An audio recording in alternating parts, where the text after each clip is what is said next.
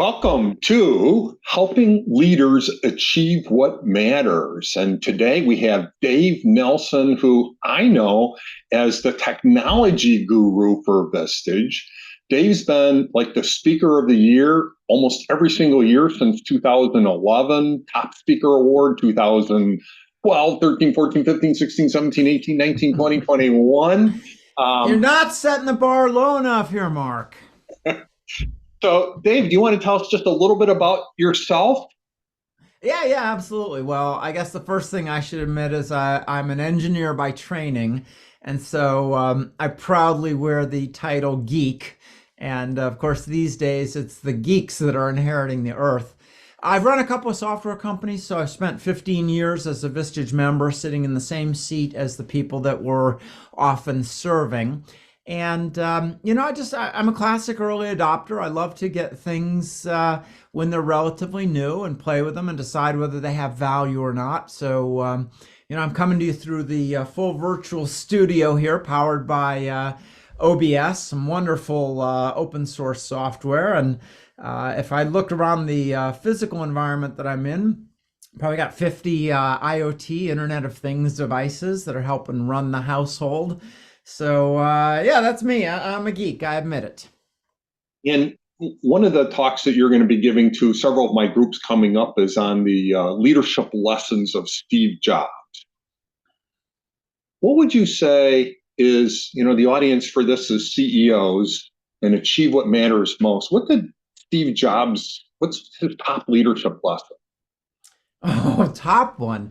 That's Your a hard favorite one? question. But just a little bit of background. Like many people, I've had a interest in Steve Jobs just because he brought us so much of the technology that we deal with every day. Back in the day it was iPods and then iPhones and iPads, and of course I started off as a Microsoft person. I grew up in that world, but when I discovered Apple, which really wasn't until about the mid aughts, 2005-ish, I'm all in these days. So I had a natural curiosity. I watched the movies. I read the Isaacson biography. But somewhere along the way, I was reading one of my favorite bloggers, Robert X. Cringely, and around 2011, he talked about the rediscovery of a long lost interview with Steve Jobs from 1995. And I bought a copy. Back then, it was a DVD on Amazon. And when I watched it with no particular ambitions in mind, I found it so full of leadership lessons that ultimately it evolved. Hey, I'm a Vistage speaker. That's what I do. I talk about technology, and here's the guy who brought us so much technology. And it was sort of a unique opportunity because it was a chance to go back into his mind before he did most of what he did, right? In 95, he was still a year and a half from Apple Act 2. He owned Pixar, but we hadn't seen Toy Story yet, or, this other string of blockbusters.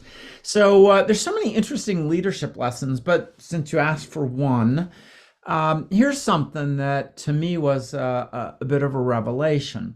So I've run a lot of companies as the CEO, and in general, when I saw conflict in my teams, I try to go and smooth the waters, be the peacemaker. Steve completely changed my thinking. It's about 34 minutes and 50 seconds into this interview, if you happen to be streaming it on Amazon these days, when he talks about his metaphor for high performance teams is a rock tumbler. That, it is a little bit of friction, a little bit of noise, some grit, and of course, a little bit of time where you get these truly, this is an old iPhone, but these truly polished stones. And, I hadn't really realized it, but there is such a thing. Everyone knows there's bad conflict, and that's what instantly comes to mind, but there's also good conflict. And so what constitutes good conflict? And really what Steve says is, if you want a high performance team, you have to have good conflict. So looked at a different way, if you're not seeing good conflict in your organization, you don't have a high performance team. And so it's one example. And usually after we watch the video clip, we talk about it for, a long time and what constitutes good and bad conflict. And frankly, human nature is in general to avoid conflict. So how do you as a leader inspire your team to good conflict? And it's just one example of the lessons that come from him. And again, what's so interesting is these are all principles and values and processes that he laid out, back when he was more or less a one-hit wonder. By the way, 40 years old, he did most of the amazing stuff after 40. So there's another, a hopeful, optimistic sign for those of us that are getting a little bit farther along in years. And even the millennials are now in that range. So yeah, Mark, so many leadership lessons. There's probably 36 things like that, but that's one of them that is counterintuitive but valuable. That's a great one, and that's what Lencioni says in the Five Dysfunctions of Team: is that there's Great book, yeah, great of book. conflict, so it coincides with another great leadership But thinker. one of the problems is that sometimes good conflict tips into bad conflict. And so, there's so much about being a leader or a manager that supervisor that you need to know in order to really operate in that kind of environment. So, what do you hope that leaders will walk away from? How will I would call it a presentation or a workshop, actually, because it's interactive. It's not like you're talking at it, but Right, very much interactive. yeah, what do you hope that they walk away with? Well, here's the cool thing. So I've spent 15 years sitting where they'll be sitting. I was watching all these speakers, and here's my take on speakers and the Vistage process. You will be presented with many, many ideas, but well, one of the key lessons from Steve is that if you try to do too many things, you can't do anything well. You don't have the time to bring the craftsmanship. And, different way to put it is do one thing well, not two things poorly. So I would suggest that as a leader watching a speaker on any topic, that you should be looking for one or two key ideas out of, in this case, there's probably 36. So the point is there's something in this for everybody.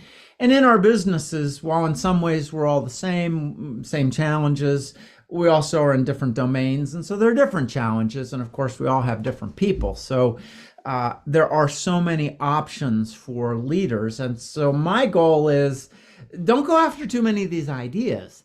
Try to find one or maybe two things that would bring value to your organization. And, once you master those, whether that's 3 days, 3 months, 3 years, you can always come back and look for the next one and the next one. And I don't think you'll ever exhaust these ideas from Steve, but let's try not to go after everything. So one of the things that's delightful to me, often at the end of the session, we'll go around, what was your key takeaway, to see just the number of different choices that people make. But it's because we have different challenges and our businesses are in different stages. And so something for everybody. I just want to see everybody take away one thing that they can really focus on that changes their world the next day or, thereafter.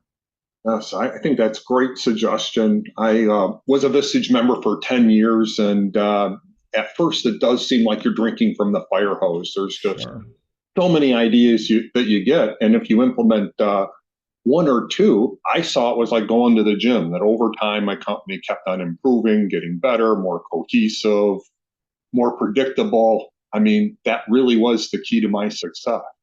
Now, I can't resist from asking, do you use the technology to keep track of all of your ideas and help you remember which are the ideas that you're implementing? How do you know which ones you're going to do and prioritize? Well, it's interesting because I present an explicit method following Steve, and this one doesn't come directly. I mean, you get the concept from the video, but 6 months after Steve Jobs died, Walter Isaacson, who wrote the biography, wrote an article for the Harvard Business Review. So this was in the April 2012 issue. And he talks about the real leadership lessons of Steve Jobs. That's the actual title of the HBR article. And he gets down to, there are many things that you could probably take, but he gets down to perhaps his greatest ability was to focus and to say no to, all those things that didn't really matter. And no is hard because it's a risk, right? FOMO, fear of missing out, etc. And so he actually documents the process that Steve used to create the focus every year for Apple and some of the brutal decisions they made. As an example, when Steve was fired from Apple in 1985, they had pioneered laser printing and by worldwide revenue were the leaders. But by the time he really got back leading Apple in 1997, HP and others had surpassed. And so something they had pioneered and owned, he didn't try to recapture the glory. No, he cut it and it was gone, and they chose other areas to focus. And that's why we got our colorful iMacs and iPods and so on. And so they actually, Isaacson actually talks about the process. And so this is something that I've added to the interview. So, gets back to how do you focus? How do you make the hard choices? And in the guide that I provide to people, pages 11 and 12 out of 17 pages are the template for how to do that. So that was probably a longer answer than you're looking for, but that's my response to your question. Oh, thank you. Thank you very much. Is there anything else you would like our listeners to know before we go? Well, just a side benefit of all this is I think we're all going to know a little bit more about the history of how we got to where we are. And I think knowing history, especially as I get older, I see is more and more important. When I was a kid, like history was my least favorite topic, but I think history is pretty important. So you will learn a bit about history. And one of the interesting things that Steve Jobs suggests, and often I don't cover this particular clip, but I hope to inspire people to go back and watch the whole 1 hour and 6 minute interview after we do our dissection of it. In what I call clip number 6, he talks about how he thinks everybody should learn computer programming, not to be a programmer. And he talks about why and what you get out of learning to program, and of course the perspective you get on the technological world that we're in and how to better deal with it, the skills that go with it. And even if you're not dealing with technology, there's so many life skills that come out of learning to program. So, I think that is sort of a side benefit of the whole thing. So my main purpose is about, some leadership ideas and things that will change your company tomorrow. But there's a lot more that you'll take away from this interview, including that history. And who knows, I was inspired to, I did learn programming when I was back in school, but long ago, fell off that train. So I know nothing more modern than C, not C++ or C sharp, but just C, right? And so Apple has created, probably because of Steve, a cool app on the iPad. Doesn't work on anything else, but on the iPad, it's called Swift Playgrounds. Swift is the language that runs all the Apple products. And I immerse myself. Now, it's designed for kids, but works great for 55-year-olds or probably 85-year-olds if you really want to learn how to think and learn a little bit about how our world works. Swift Playgrounds gamifies the idea of learning programming and logical thinking and breaking large problems into small problems. And so, that was one of my takeaways from the whole thing. So, hey, so many ways that you could take this content, and everyone will take a little bit something different. And one of the things that's sort of cool is people have told me they've often, after seeing this video, gotten their own kids and sat down and gone through it and done sort of the family process of what we do here in business.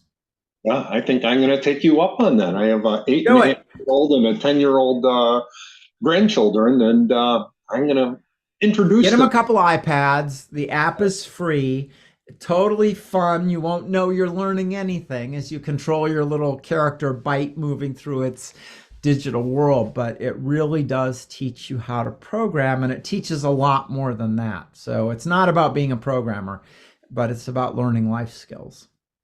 Oh, thank you very much, Dave Nelsen. This is helping leaders achieve what matters. Thanks, Mark. Look forward to seeing your groups very soon. Me too. Bye-bye.